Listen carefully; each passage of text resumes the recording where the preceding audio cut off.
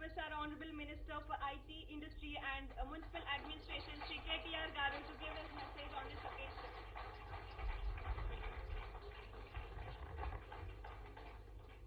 Good evening. Governor Gautam Garu. I don't know if this is the most awaited moment, but I think what you wanted is already done.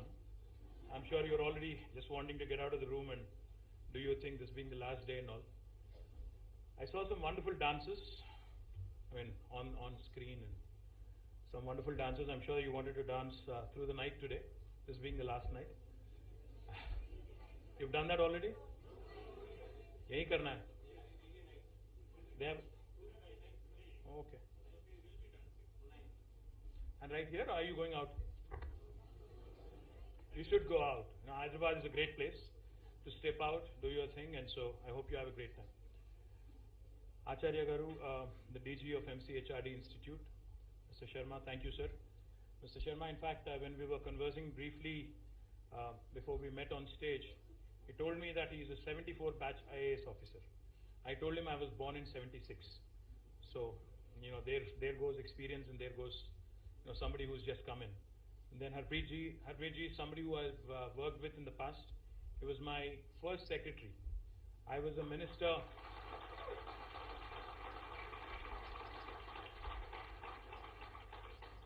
He was my first secretary. He was my IT secretary in 2014. I'm happy to have, met all of you. 15 different services, 22 different states, 140 young officers, both men and women. I'm sure you're all looking forward to a very exciting, very fulfilling career, in the services of your choice. Let me just give you a bit of background on myself first, and then possibly I'll say what I want to say. I myself, in fact, have worked in the private sector for a bit before joining government. In fact, even before I joined government, I was part of a large democratic struggle for the state of Telangana, which I'm very, very proud of. The statehood struggle for Telangana, in fact, dates back 5 decades, and it has had a lot of protagonists. Someone like Gautam Pingle is sitting right here. Many, many champions of the cause have struggled hard. There were many sacrifices, there were many struggles over the last few decades, which have ultimately all culminated in the formation of the state of Telangana in 2014. But prior to that, like I've mentioned, I've worked in the private sector for a bit. I have 2 postgraduate degrees. I have a master's in biotechnology from Pune University. For those of you, I don't know if there's anybody from Pune here, but none, huh? And then I also have, there are. Hello, boys. I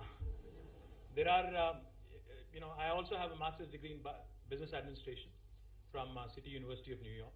And I worked briefly in New York City, in the US, for about 7.5 years.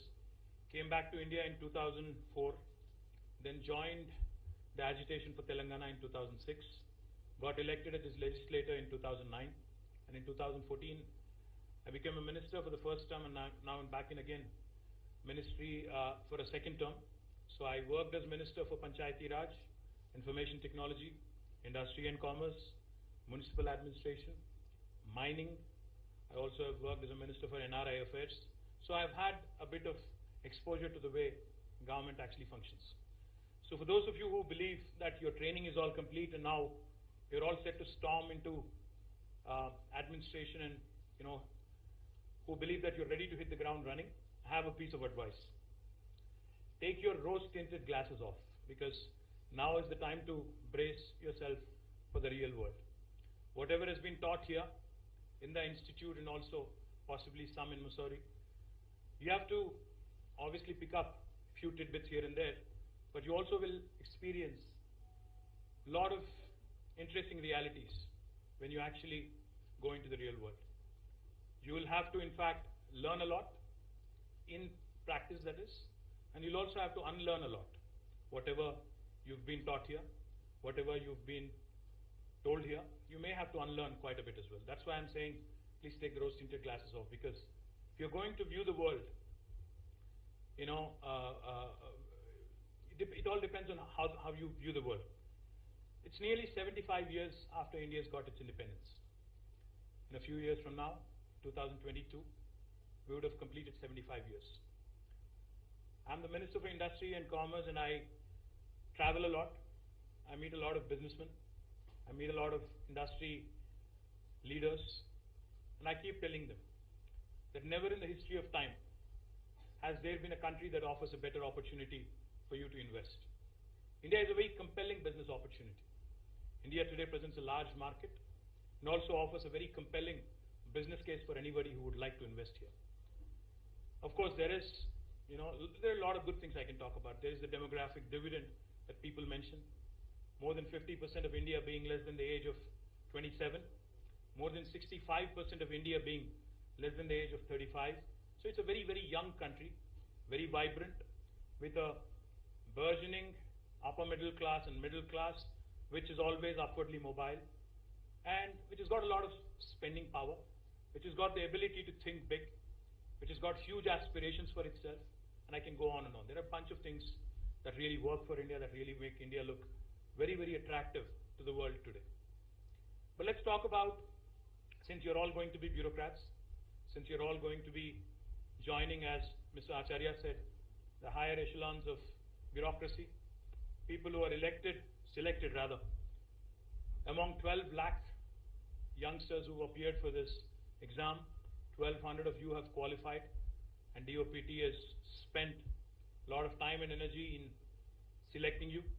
So now that you're joining the service, now that you're joining public service, let me also give you a bit of reality dose.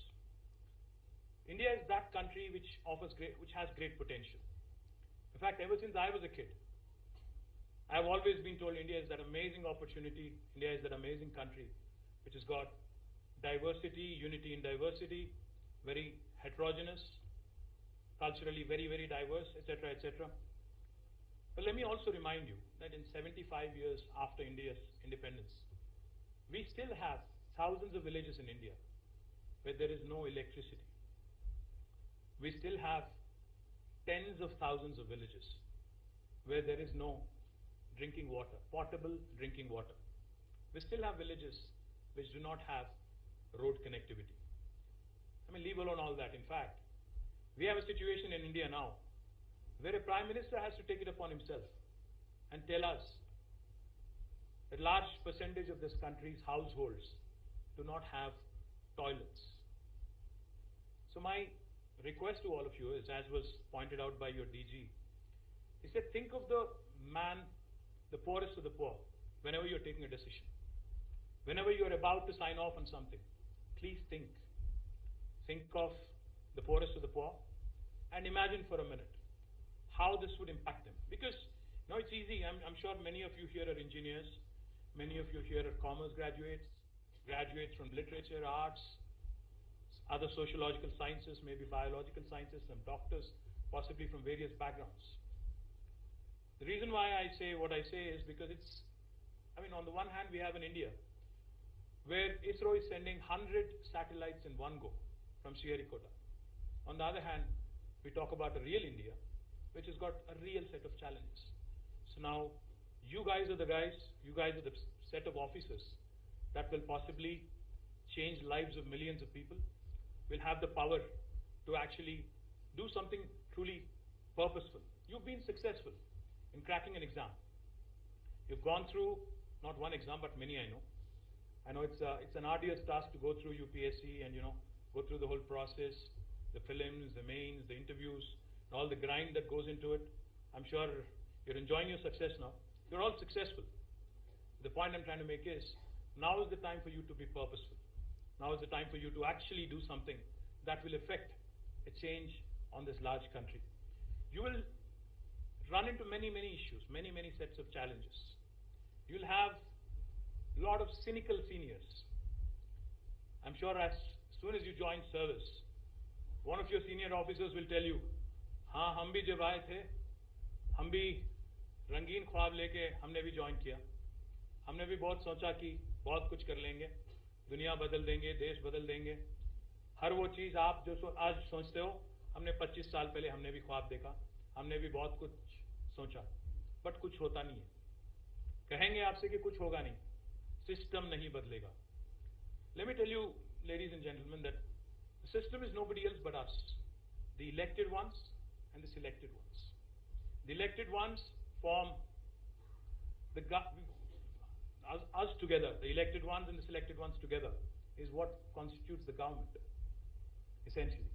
Of course, by the people, for the people, to the people, we all live and die by that, we all swear by that. But I see a great deal of contempt, condescension among the selected officers with respect to the polity, Indian polity.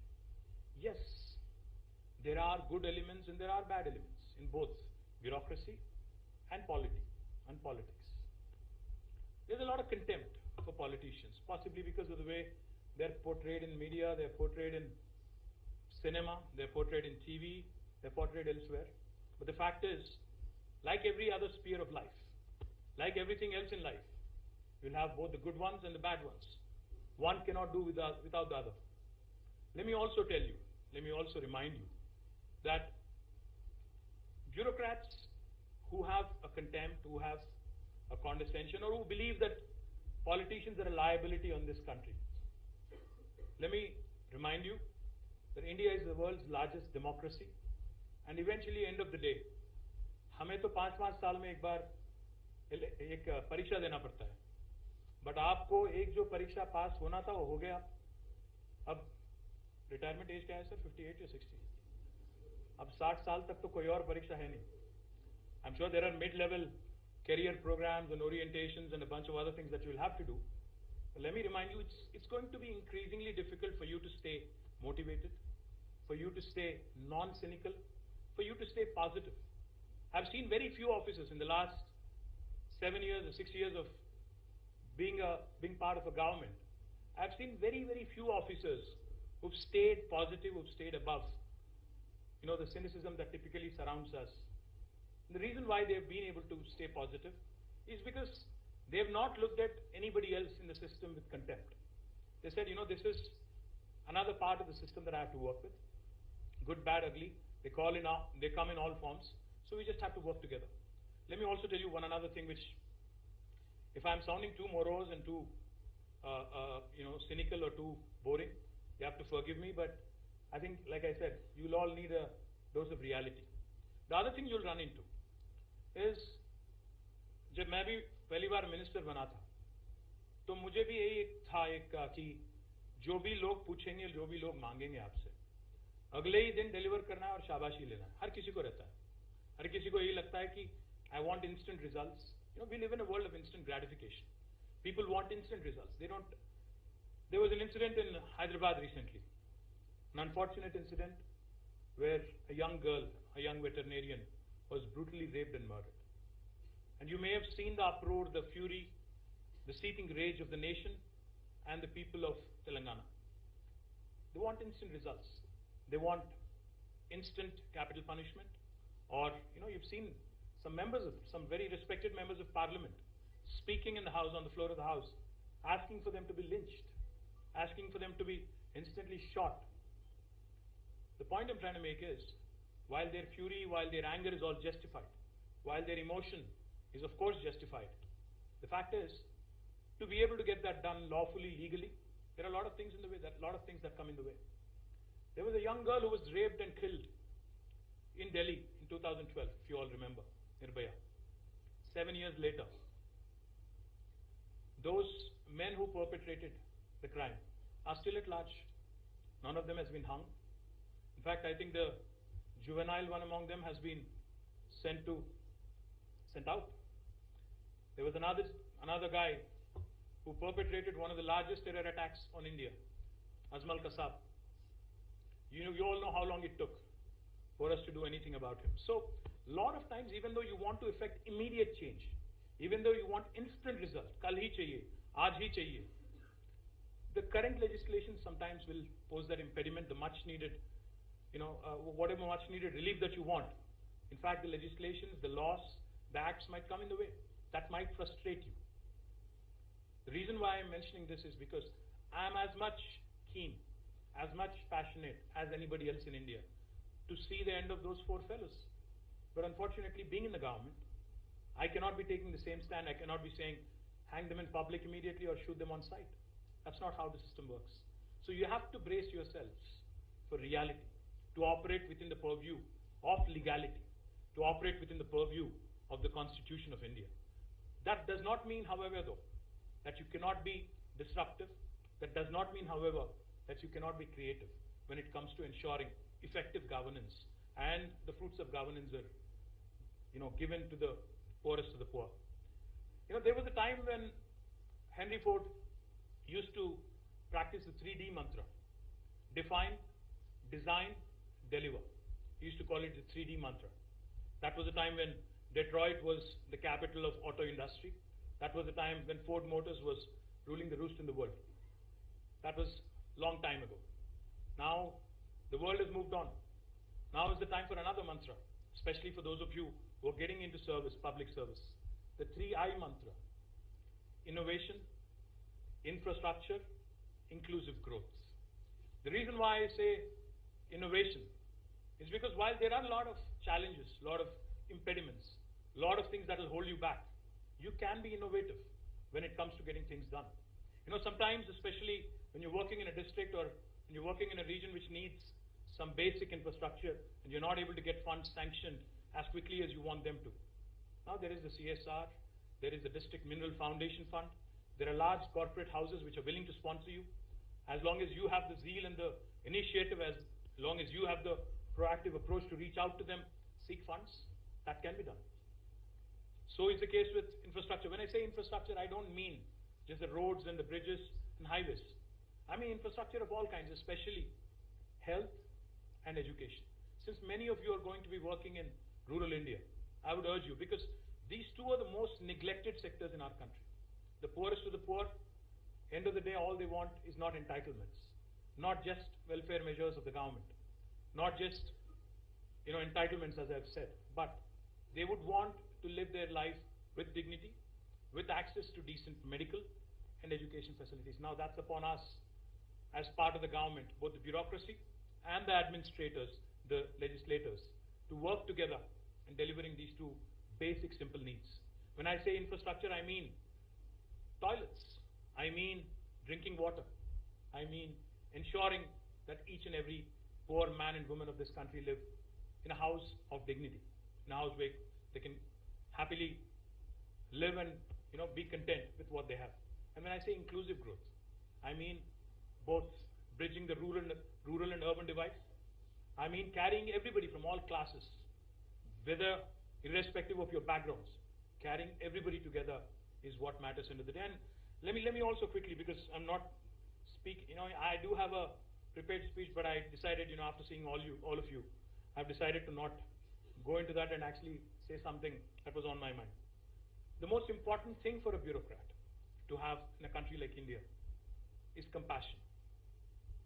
More importantly, when somebody approaches you with a problem, he or she may not have written it properly, he or she may not have the comprehension to explain to you exactly what the need is, but you should be able to listen, you should be able to have the compassion, have the empathy, take a minute out, step aside, take them aside, listen to them. When you give a patient hearing, half the problem, half of their, issue is automatically resolved. They feel happy, they feel confident when they know somebody is listening, somebody is paying attention. More often than not, we get caught up in our own daily grind, daily rut, that we forget. Because that is what typically happens. If there are any doctors in the room, they will know what I'm saying. Doctors, especially surgeons, when they start their career, they're all excited, gung-ho. But when they go on for a bit, 10 years, 5 years, 11 years, 15 years, they don't look at the patient on the surgery table as a patient anymore. It becomes an inanimate object. The emotion is gone. Even officers, even legislators, even parliamentarians, unfortunately, after a while, you lose that perspective.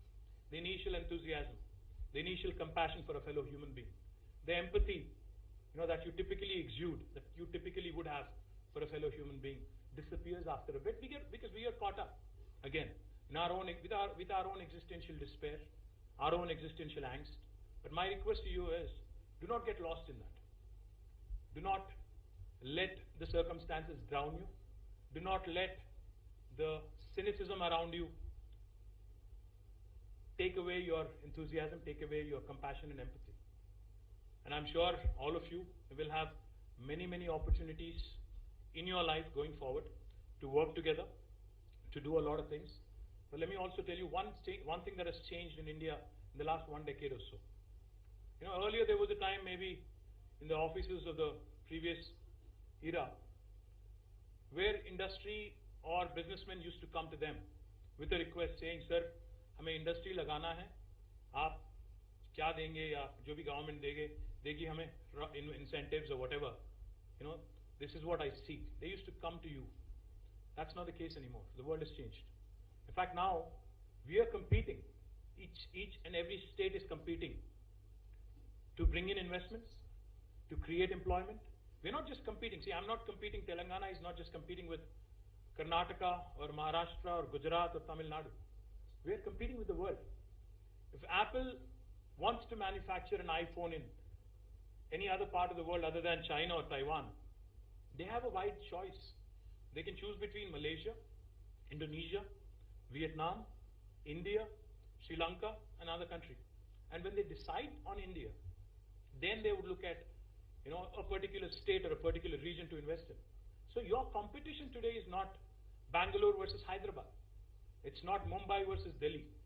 The competition today is between Hyderabad and Hong Kong, Bangalore and Beijing, Shanghai and Mumbai, that sort of a thing. The scale has changed completely.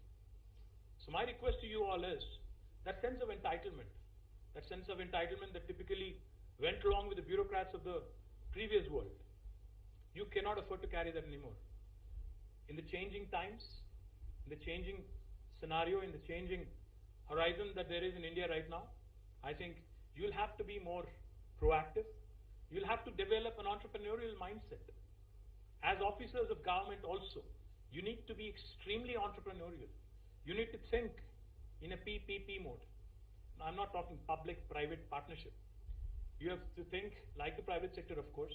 You have to also think like a public servant. You also have to think, a lot of times, from the political perspective as well. You'll have to understand that the biggest problem, starting from President Donald Trump, to Prime Minister Narendra Modi, is creation of employment. That's the biggest challenge that we have today as any government, be it a state government or a union government. We all have the same set of challenges. So therefore, you have to be entrepreneurial. You have to, like I said, stop looking at anybody else in the system with contempt.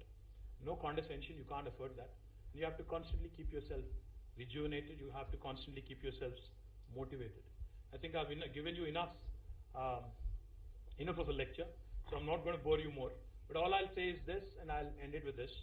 I think India cannot afford, after 75 years of independence, to still look at itself as a developing nation. We cannot afford to call ourselves an emerging nation, a developing country. If we really have to beat China, if we really have to beat other countries and show them that India matters in the scheme of things, I think it's you guys who have the ability, who have to make that change.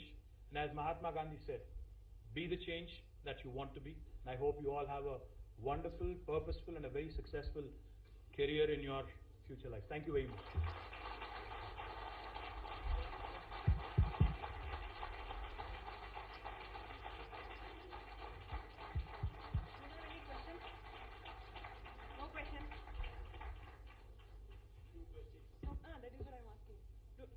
Questions? We'll take 2 minutes. Do you all want to get out? I think we should go. Yeah. Sure? No questions?